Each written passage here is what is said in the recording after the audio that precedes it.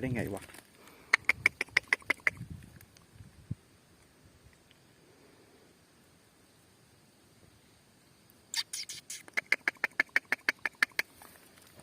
ลงไปเอาได้ไงวะเนี่ย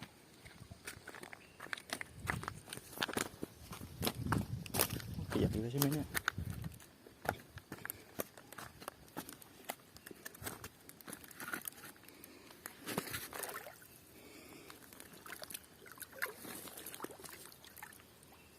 ผมเอาไปเอามือถือไปไม่ได้แล้วแหละ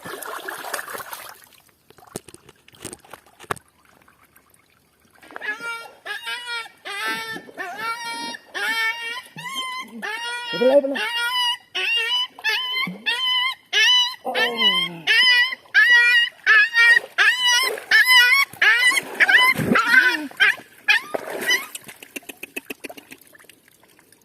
จะร้องทำไม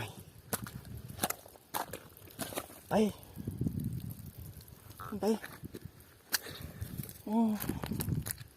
ไปกลับบ้านไปโอ้โหหาแม่เลยยังมีหน้ามาขู่อีก